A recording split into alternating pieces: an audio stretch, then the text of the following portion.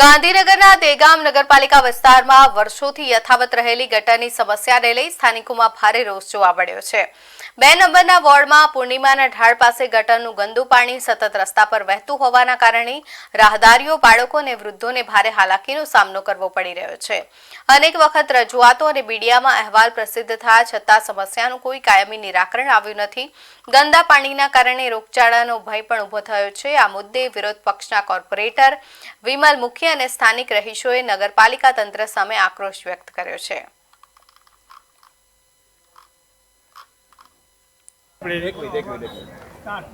વરસાદ પડે અને પાણી ભરાય એ આપણે જાણી શકીએ, પરંતુ વરસાદ પતી ગયા પછી પણ 3-4 દિવસ સુધી અને અનેક દિવસ સુધી આ પાણી ભરાય છે। આ સામે સ્કૂલ છે, કોઈ નાના બાળક એ ગંનારામાં જતું રહેશે તો જવાબદારી કોની રહેશે? ચીફ ઓફિસર કે એન્જિનિયર એમને સ્થળ ઉપર આવીને જોવું જોઈએ। કોઈ દિવસ આ બધું જોતા નથી અને આ સમસ્યા યથાવત રહે છે। માટે મને અહીંના રહીશોએ રજૂઆત કરી, એ લોકોની બી ઉગ્ર રજૂઆત છે। મારે પણ એમને સાથ આપવો જોઈએ અને બીજા પાર્ટી ભાજપવાળા પણ આ જોવું જોઈએ અને આનું નિરાકરણ કરવું જોઈએ। આ કોઈ એક પાર્ટીનું કામ નથી, પણ બધાએ ભેગા થઈને કરશે તો જ થશે, એ મારી વિનંતી છે। તો ચીફ ઓફિસર આવીને જોવે કે અહીં શું કેવી રીતના પાણી ભરાય છે, શું સમસ્યા છે, તો જ ખ્યાલ આવે।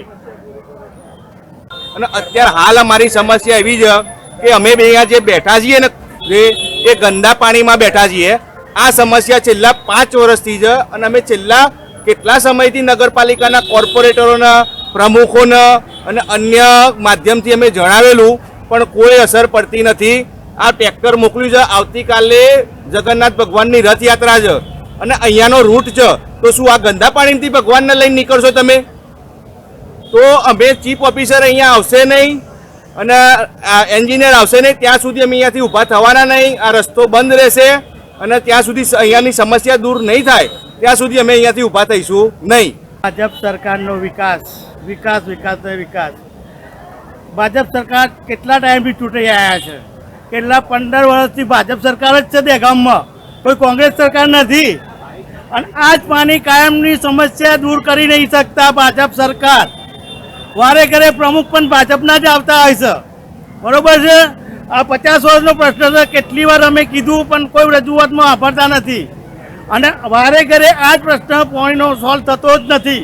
આ ભાજપ સરકારે વિકાસ કર્યો, આ ભાજપ સરકારનો વિકાસ।